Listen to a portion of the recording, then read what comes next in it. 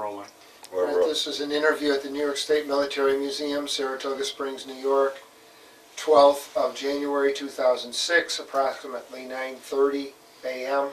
The interviewers are Wayne Clark and Mike Russert. Could you give me your full name, date of birth, and place of birth, please? Full name is William Everett Reid. Date of birth is August 6, 1930, and I was born in Amsterdam, New York, and brought up in Fort Plain, New York. Okay. What was your educational background prior to entering service? 12, K through 12 at Fort Plain. Went to SUNY Cobleskill. At the time, I think they called it a tech school or something. Yeah, but SUNY, or something. 2 years worth there. That's prior to going into the military. Yeah. Okay. Did you enlist or were you drafted? Well, both. Some quick things. Upstate Montgomery County during World War II was pretty well drained of all physical, all men. So when the Korean War started, I was a student, and I knew that I was going to end up going, which wasn't that wasn't an issue as far as I was concerned. The manner in which I ended up going, though, I didn't appreciate, but because they were going to jerk me right out of Cobleskill because they had quotas to fill, didn't have anybody to fill them, and I put up a stink about that, and I said, I'm not debating the fact that I'm going to go. I will go, but you got to let me finish school first, which they did. So I had orders to go to Fort Devens, Massachusetts in March, along with a deferment. So, which said by June 30th you'll be in the Army. Well, June 1 I was in the Air Force, and that's just how all it came about. Now, why did you select the Air Force? Well, my father was in the Army at the time, and I was really actually I had thought about the Marines, and he sent me this letter and said that I would probably be better off going into the Air Force. That's what I did. Now, where was he stationed? He was in Fort Meade, Maryland. Okay. He was a dentist. Oh. He was in charge of a dental clinic there. But he just kind of steered me away from the Marines in a hurry when he found out about that. But so that's how I got in the Air Force. Went to Sampson. And they had just in Geneva, New York. But that's in my Yes. Well, we'd like you to tell us that too. I know it's written down here. yeah. So you went to Sampson? Went to Sampson, and that place was, excuse my French, nasty. I mean, the Air Force had it'd been vacant. It was a Navy base. Yes, right. And the Air Force had just taken it over, and they just weren't ready for anything. We marched around there with our street clothes on 3 or 4 days, and I remember wearing a hole in the bottom of my shoe, great big bullseye, and it just, half the people got sick, ended up in the hospital. The weather was bad. Define nasty. What do you mean? Just the run down? The place was run down. They had heating pipes, 4-inch steam pipes above ground, and you had to crawl over and walk over those pipes to get out on the street. And if you want to hear a good story, Sure. the story was this flight leader of ours, we were upstairs, and down we heard this very silent 298 on the road.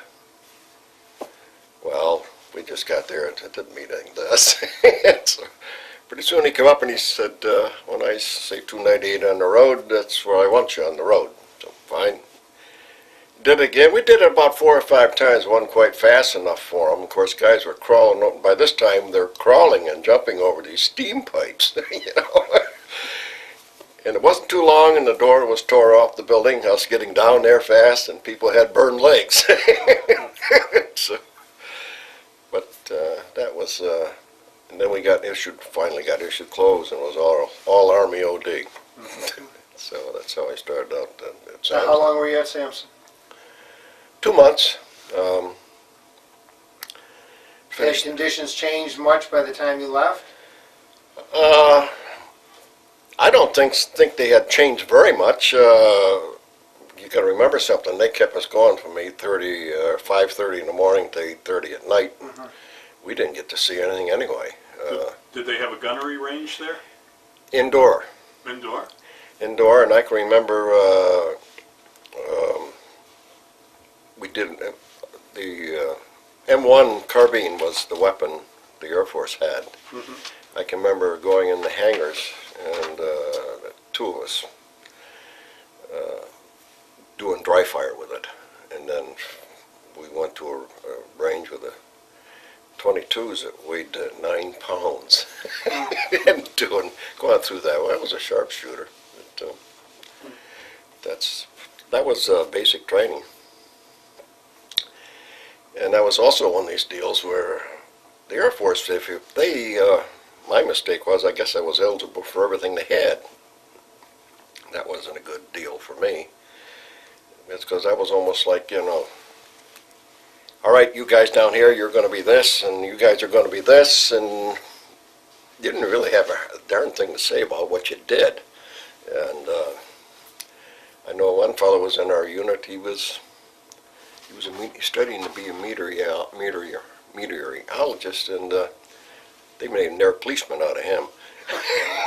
So it wasn't very any selective, just what they wanted, and that's what you're going to do. And I know they sent me to Oklahoma A&M to be a clerk, and I took one look, and I said, look at these nice little hands. If you think I want to be a clerk, you're crazy. And the answer was, you want to be a cook? And I said, no, I don't want to be a cook, so I guess I'll be in there. I guess I'll go to your school. So that's the way that came down. So you went to clerk school? Went to clerk school at Oklahoma A&M. Here, the Air Force was still trying to get together, and so we were there with the students. Now, did you wear uniforms? We wore uniforms, and they fed us. They did everything, but I got a good taste of Oklahoma.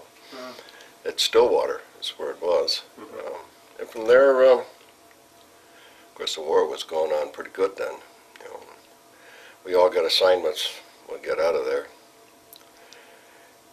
And I can remember getting mine, and so guys were going to Alaska, and guys were going to California. Of course, if you're going to California, that was a sure bet where the heck you were going to go. And I can say, I remember saying to myself and some friends, good God, I hope I don't go to Texas. Well, I did. That's where they sent me. And I got in the 75th. But I had a lot of friends there. I was stationed with the fellows that I went to the school with for over 3 years. Whereabouts in Texas? San Antonio at Sama, at Kelly Air Force Base. And then I got put in the 75th Air Depot Wing. And that was one of these deals, you got in, you didn't get out. You couldn't even take a leave out of there. So, according to where, how far do you want me to go with this thing? Oh, keep going. They wanted us to go to, we were going to go to France and be a hotshot outfit in NATO. Some of the guys were taking French lessons, which I decided I wasn't going to do. And Texas was the barracks we lived in. You could throw a cat through the wall. No air conditioning and none of that stuff. And of course, we're all down there, and nobody had a car then, so you were stuck on the base. Got to San Antonio. But I'll say this, in my whole Air Force career, I was in some nasty places, I would say, but always had a good time amongst all the bad things that were happening. So, saw a lot of San Antonio, went down to Mexico and did our thing, and pretty soon, I know we were all getting pretty sick and tired of being there in Texas in quota training unit. And then we were getting ready to ship. Some part of the wing went to, was getting ready to go to France, and then one of the French governments fell or something happened. All of a sudden, well, we're not going to go to France. And you can take leaves now, and if you wanted to go to cadets or OCS or anything like that, you could. And my thought was, well, I got over a year in now, and I'm not going to do any more than I have to. And so I didn't do anything like that. But I guess the interesting thing was that one of my friends, somehow I got wind of it. Well, let me back up a bit. Texas was not, it wasn't fun living where we were. It wasn't, you know, the food wasn't that good.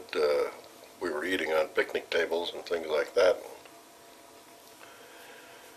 One guy said, you know, we can get out of here if we can volunteer to go to Korea. And I said, well, okay. And that's what I did. And that got turned right down flat. All of us tried it. They turned us right down flat, and I can remember, in fact, I've still got the letter that said that we were doing a good job, or I was doing a good job in what I was doing, and the thing was turned right down. They bucked it up to, quote, wing headquarters, and I got thrown out there too. So about a month later, one of my friends says, hey, this is a secret, but I know where we're going. No, we're going to go to Korea. Well, you know, in the meantime, we'd had all of our shots for France. And, but he said, we could, you know, Reid, this guy's name was Samuels, my buddy. You know where we were alphabetically by rank, don't you? Side by side. You know, everybody was going to get a 30-day leave and go home, but we were going to, you know, it was evident we were going to be on the tail end of this thing. But the word wasn't really out. I don't even know how he found out where we were going, and he said, well, if we put in for 20 days leave, because I had 21 days leave or something like that coming, and we both put in for our leave, and it was approved. And about 3 days after the orders were cut, commanding officer called us in. He said, you guys can't go on leave. I said, why? Because you haven't had your shots. Yes, we have. No, you haven't had your shots for the Far East. Well, we had some friends in the medic, because you got to remember the 75th Air Depot Wing was a complete air base. We had everything. We had our own medics. We had everything. So I went over there and saw this guy we knew, and I said, we got to have our shots. Well, we got our shots all right. He filled up a syringe about like that. And we got it all at once.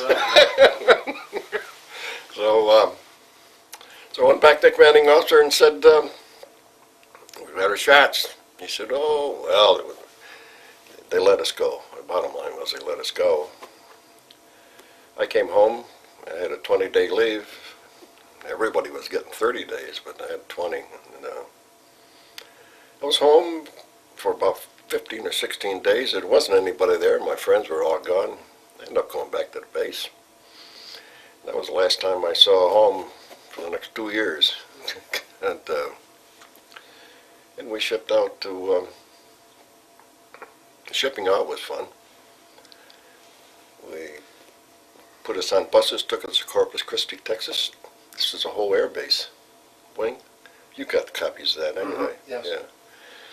Put us on buses in Corpus. We got on the troop ship, went down to the Caribbean, up through the Panama Canal. By this time, I saw more cameras go over the side of the ship. People trying to take pictures going through the Panama Canal. You can shake a stick at. They dropped them.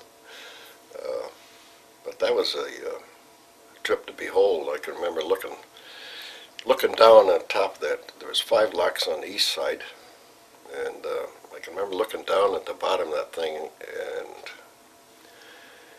the ships down there looked like little ants when we were up on top of Gatun Lake. We were all day going through that canal. I think we were at sea for 9 days when we were in the Pacific. we'd still see land once in a while. We're going up the coast. They wouldn't never tell us where we were either. That was another big joke. They wouldn't tell us where the heck we were. I don't know, maybe they figured we were going to torpedo it or something. They wouldn't tell us where we were. Other than the fact we knew we were on a ship. But, ran into, I guess we took the northern, I don't even know what route we took, but I do know we ran into the tail end of a typhoon, and that was a trip to behold, let me tell you. Now, was this an old World War II? This was, Troop ship? yes, it was. We were stacked in there 5 high. In fact, I gave you Yes, the cartoons. cartoon of that, but that was only 4. I was up on the top, and I can remember going down in the ship. It was holes. It was 3 decks deep. We were in B deck, and I'm saying to myself, "Good God, why the devil can we get up on A deck? Here we are, to crawl down this thing all the time." I was glad we were on, because we were up in the bow. I was glad we were on B deck because when we hit that storm, the hatches, they leaked a little. The tops, water, some water stuff dribbling in. The guys up there on A deck, we got a little bit wet up there. So I was glad we were on B deck. That was a trip to behold, though. I think a lot of the guys got sick, and that little poem that guy wrote, that ship started cracking, and it was above the waterline, but the thing cracked a little, and I know my friend says, "Hey, the ship's cracking." I said, "Oh, brother, what are you going to do about it?" I asked him, I said, what are they doing? He said, "Well, up there welding it, so fine." And I remember laying up top that bunk, and by the way, those bunks were nothing but canvas with rope lashings around pipes. And Like a cot, more or less. that was it. Yeah, but that was that hemp rope. And that was sticky stuff. They gave us 2 blankets and a pillow case, and a pillow and a pillowcase. That's what we had for 26 days.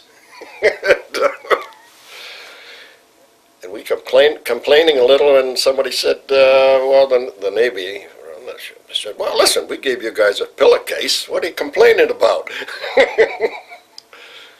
So, my thought was, when that thing was cracked, ship cracked a little bit, and I just looked at my buddy and I said, "Well,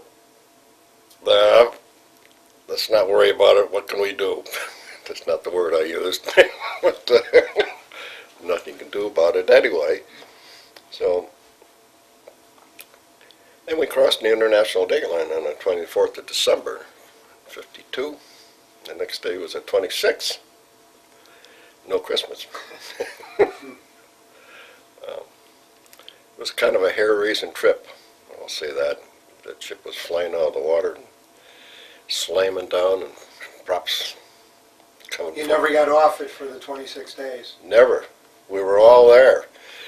All 3,000 men, plus crew, and So I take it wasn't like being on a cruise ship, right? it's a long ways from a cruise ship, let me tell you.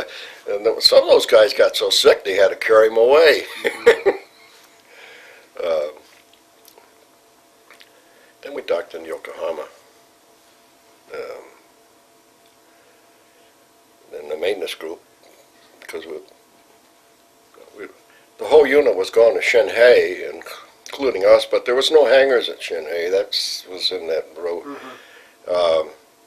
So they took the maintenance group, and that's what I was in, the maintenance group, and put us on the troop train. And we chugged down to Iwakuni. And it was an overnight deal. It was a steam engine. I can remember going by Mount Fujiyama, seeing those rice paddies, and spent the night on there. And this is some more of a nice little joke, if you want to call it a joke. a lot of tunnels in Japan, and they were steam engines pulling. And you go through a tunnel, you know, where all that darn smoke from the steam engines went and everything. And I can still remember this. They had some Japanese porters on there. And here again, we were, I think, 2 or 3 high, similar bedding, you know, overnight deal. And we're going through this tunnel, and that smoke is just coming in that train all over everything. This porter said in real broken English, longest tunnel in Japan. Yeah, I guess so. Our eyes are smarting. Bottom line is we arrived at Iwakuni on the 30th of December, or 31st of December. We arrived, and I can remember we all lined up, and they paid us, gave us a flying 20. And also we could exchange some money. I remember, and I did it. Most of us got $15 in yen, and we went downtown. It was New Year's Eve. We went downtown. It took me 18 months to figure out where I was that night. I don't know what happened with the money. It was 360 yen to $1 anyway, so we did all right. Iwakuni, I found this out 35 years later, but Iwakuni is the naval base where Yamamoto planned to raid on Pearl Harbor. I didn't know that. But at the time, it was a Japanese naval base. There was bombed out ships in the harbor. There was buildings. And I'll jump ahead a little bit, but we had a roof over our head. They had us stacked into barracks. It was better than the ship, but it wasn't much better.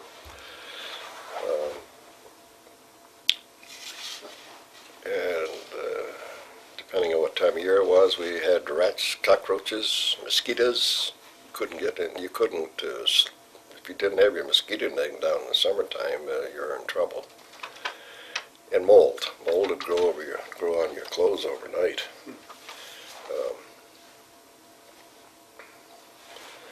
But that base originally. Now, were there any new buildings, or did you live in the old? We were living in the old buildings. And the troops, well, I know what that little what's called is. We lived inside, but the officers, they were living in tents for a while. But let me back up a little bit. This base basically was occupied by the Brits. And when it was the Australians were there, and the New Zealanders, there was Royal Navy there. Some Canadians were there. It was a Commonwealth thing. The U.S. Navy was there flying patrols with seaplanes and land-based planes. The Royal Navy was flying patrols, seaplane patrols out of there too. So we had tenders in the harbor. And the Australians were doing their thing with the Meteor.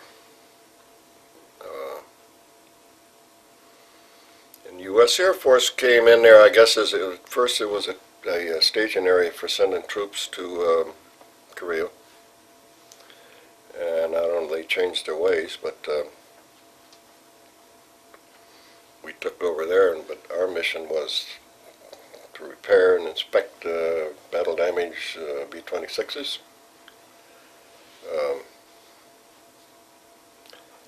And that's what our mission was, because we had hangars there. There wasn't any hangars in Korea for us to do our thing. That's the only reason we got there. I got in Japan. I'm just trying to think of some of the other things about the area.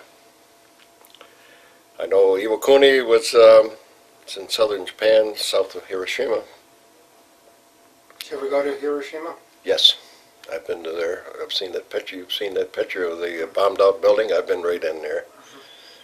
Also around Iwakuni was the Kintai Bridge in West Iwakuni. And that's that bridge. I don't know, you've seen pictures of the bridge like this? Oh, yes. Well, as I said, wherever I went, it was some nasty living. I always had a good time doing something. Took advantage of most things that I could do if I had, to see things. I did it. Now, what were the relationships like with the Japanese people? You must have had a lot of contact with them. Yes, we did. It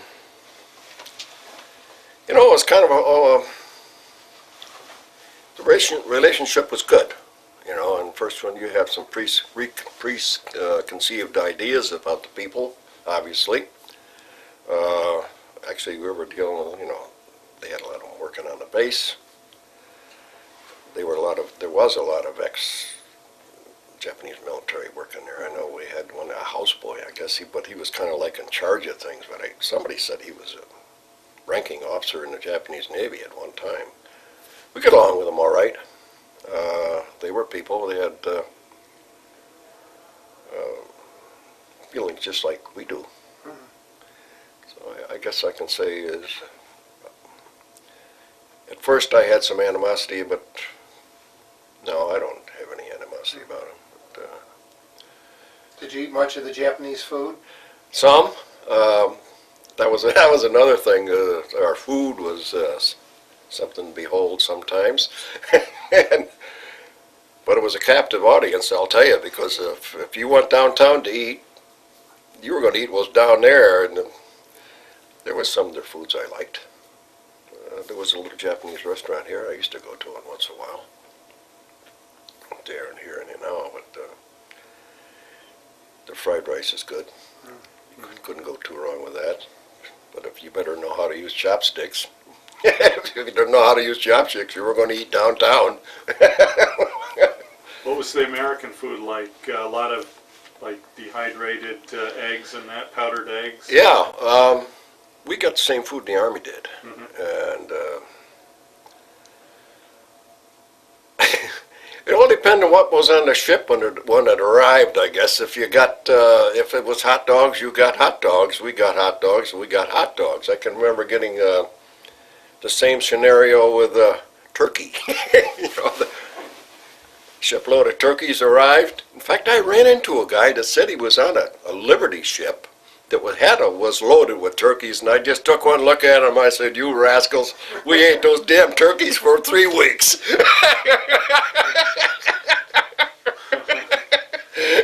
But that's the way it was. And steaks, I remember it was a steak. Oh boy, a steak, shoe leather.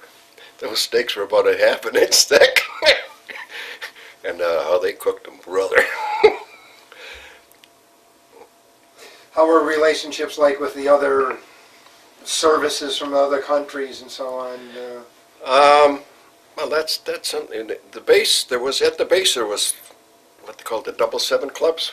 The relationships was good, except the only problem was that we had more money than they did, and sometimes there was some animosity there because the Yanks had money compared to what they had. The Australians are wonderful. In fact, they were just wonderful people to deal with. No BS. If you're in a hole, I'd just soon be in a hole with one of them. The Royal Navy, they were something else. The Aussies didn't appreciate those guys that too much either. But we went to their clubs a lot. We didn't have any clubs anyway. The only thing that was there, I started to say about what was at the base. There was one paved street. There was one paved street in Iwakuni, and everything else was dirt. Entertainment, well, there was a drill field out there. Did you ever get any USO shows in? We got a couple of your USO shows, but I don't know where the dickens they found those people. But they weren't good. We got 1 or 2 USO shows. At the theater, it was 3 days US and or 4 days would be the U.S. movies. That's if the movie ran, and 3 days English movies. Movie never. You couldn't get through one without the projector breaking. We used to go to their clubs. I never could understand their money. And of course, the U.S. Navy was there too. And if you would have, it was like a. Well, I mean, I can't describe this because I remember one time that this one ship, the tender came in. It was a whiting. I think it was a whiting. They'd been 6 months up in the Aleutian Islands. And they also, the Navy rotated their squadrons every 6 months. And that was kind of sad because they'd come in with a squadron of seaplane squadron, or land, but they never went back with what they started with. And that was sad because they were flying patrols out there every day.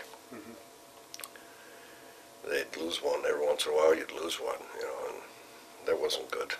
13, 14 people on those ships, on those planes. But anyway, the story is this whiting came in with a new squadron of planes, and they turned those guys loose. Now, they'd been up there for 6 months. You got to know what happened. They turned them loose. They'd like to tear the town apart. Of course, we'd get, the whole base would be in trouble then. We couldn't go downtown either. So. Now, what were your basic duties? My I know duties? You were a clerk, but I was a clerk.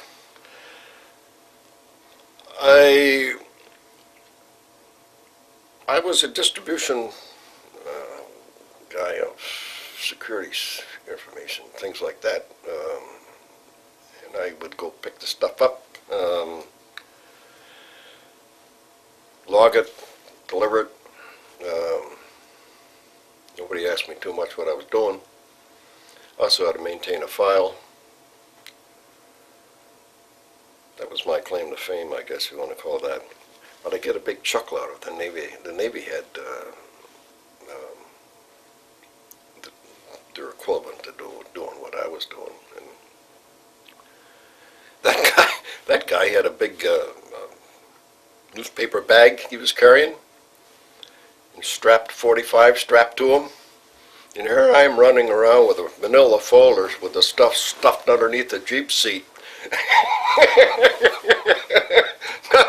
I don't know, probably after a while people knew what I was doing, but it wasn't that evident what I was doing. But this other guy, oh, I felt sorry for him. What about blacks in your unit? Did you have many of them? We had a few blacks, but you got to understand something. This unit was a hand-picked unit. And was real good people. We never had any black trouble. I mean, there was just a few. You got to understand that they had just integrated all the services anyway at the time. But the blacks that we had were real good. They were good men. No problem. Okay. now this was strictly repair and maintenance base for the B-26s. None of them flew raids out of No, there, just no. I think the raids were out of Itazuki, I think. But when there was one that was damaged bad, they crashed them in our place. Once, 2 or 3 of them crashed in there. Crash landed them.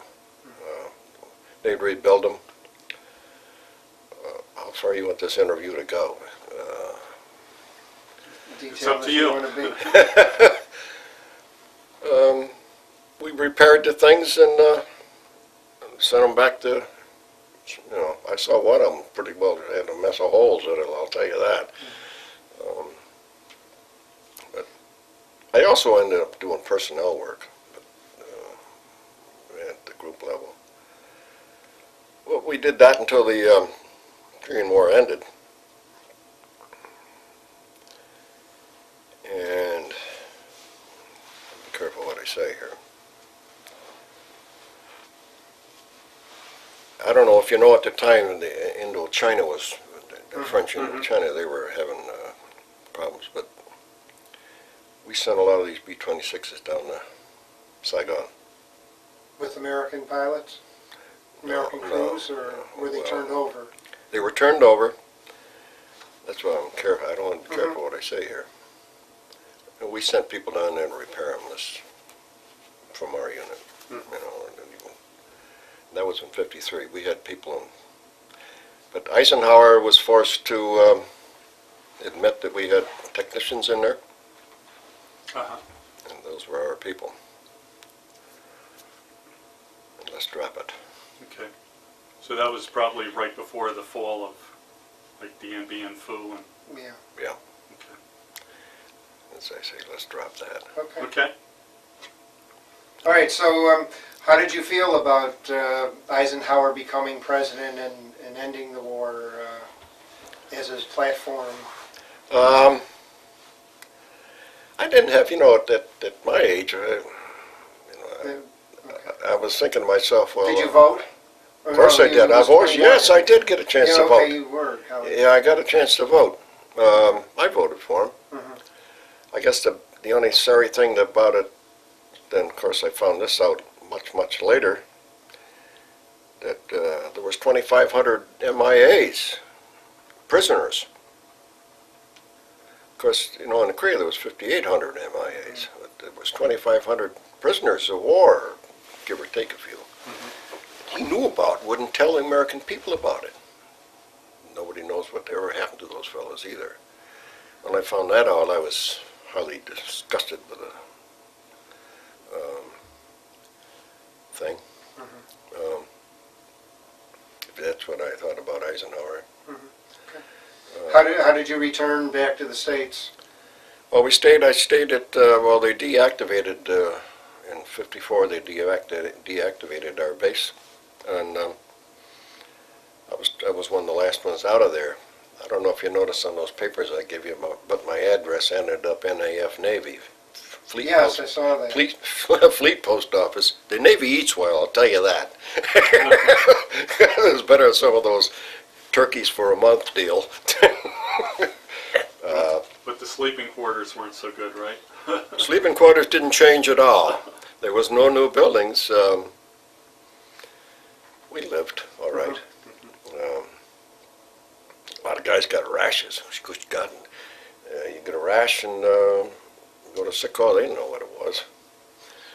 I did know that if, I don't know, were you guys ever, I assume you were in the military. No, it's not. You ever see those little cans of athlete's foot powder? Oh, yes. Well, that worked pretty good on the rash.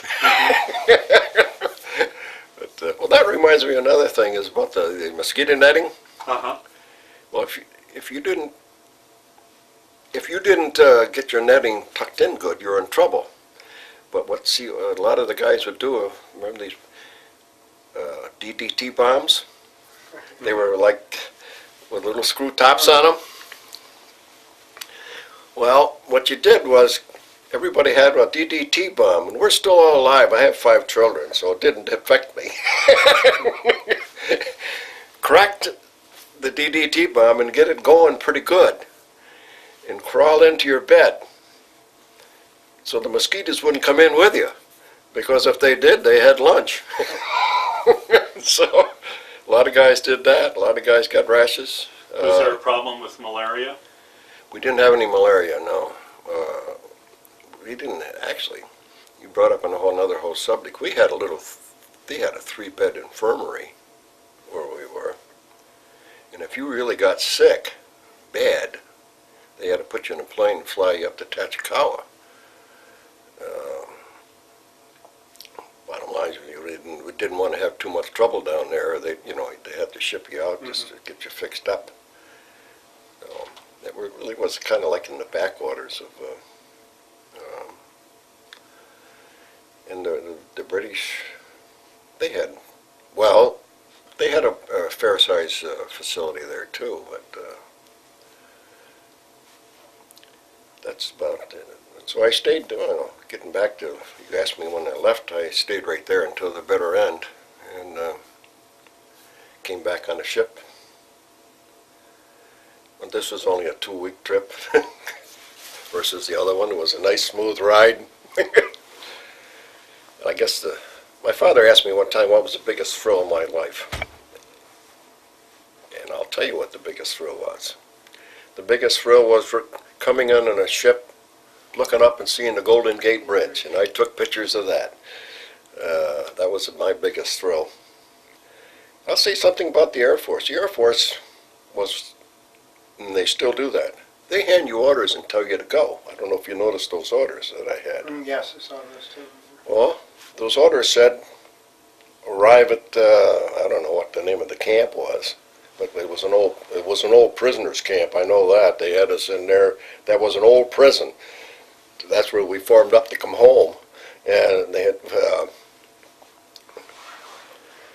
the Air Force gives you orders and it just says to you, go.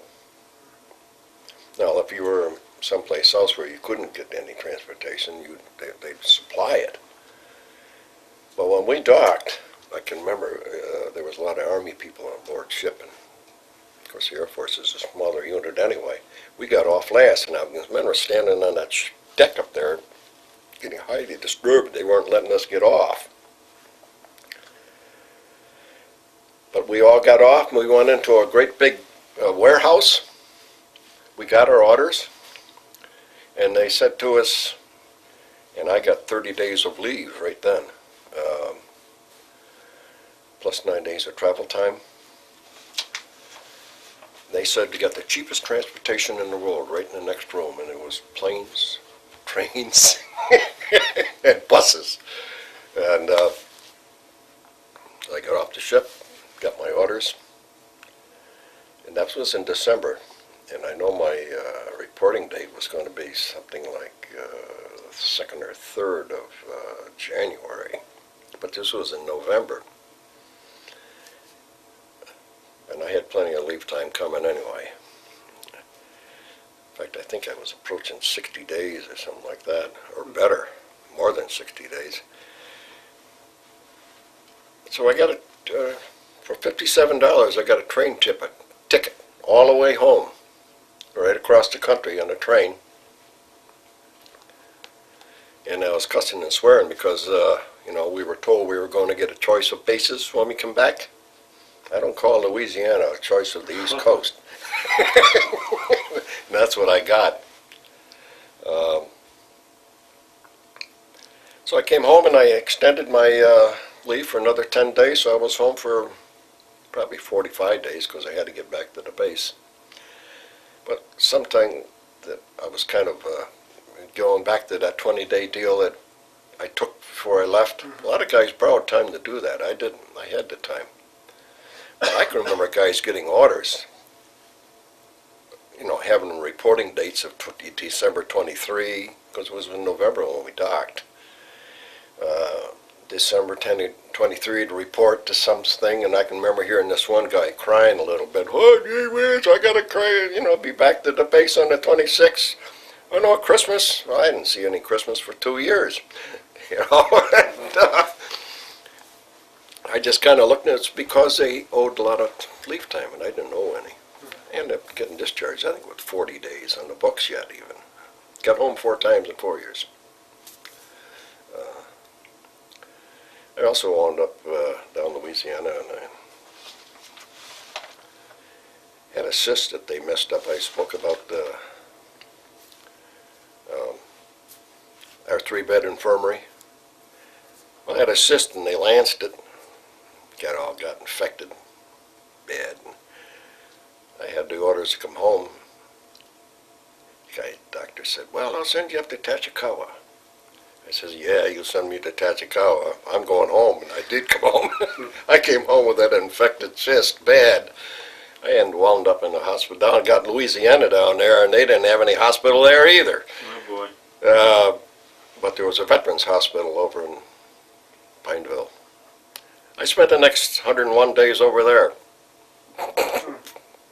Must have been some infection. Well, it was a pineal cyst. Yeah, it was bad. And but I wasn't about to stay over there any longer.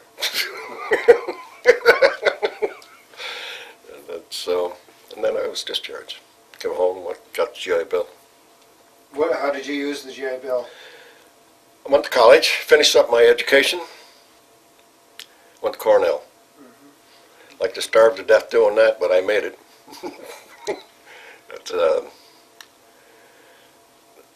Well, I went to the state part of it, which was, Yeah. but that's a little secret, you know, people, not too many people understand that secret about the state school Yes, at Cornell. Yep. You get to go down and, you know, take all those courses for nothing down on the arts or the regular campus. Well, that's what I did. I lived in a firehouse down there, the student bunker. What did you major in at Cornell? Dairy industry. I wound up working for Stewart's. Oh. Right from the ground, well, pretty near the ground floor with it. And retired from it. Got a good education. Did you join any veterans organizations? Yeah, finally. I joined the VFW, and a friend of mine and talked me into joining the Korean War vets. And somehow I got bamboozled into joining the Legion. I wouldn't say bamboozled, but I joined it. But that's about that's how I know about here. Gene Crisell is the Yeah, one that right. steered me into this. Yeah, okay. How do you think your time in the service had a changed or had an effect on your life? Had quite a it really affected my life. I got a chance to finish my education. I certainly didn't regret doing what I did in the service. I might have done some things different while I was in there. Probably would have got a little farther than I would if I hadn't told somebody what I thought, which didn't pay. Then I met my wife. We got married. My original plan was to go to Australia when I got out of Cornell, but my wife didn't want to do that. Well, why did you want to go there? Well, it was because my friendship, you know, and I also knew quite a bit about the Aussies. We were stationed with them. They were looking for people to go there, weren't they, back then? Yes, they were. I could have gone. Mhm. She didn't want to go, so. Did you ever stay in contact with any people that you served with? Well, we have a reunion every year. Oh, okay. The 75th Air Depot Wing. It was the biggest unit the Air Force ever had that shipped as a unit. We have every year we have a reunion. It's a different place. Next year it's going to be at Springfield, Illinois. Interesting places. Obviously our numbers are dwindling badly. We get a couple hundred and some people come out. I don't know if that's good yet, but I had 3,200 people originally, and we get 100 or so. But, a lot of camaraderie. A lot of my friends are passed away. Okay, well, thank you very much for your interview. Well, thank you.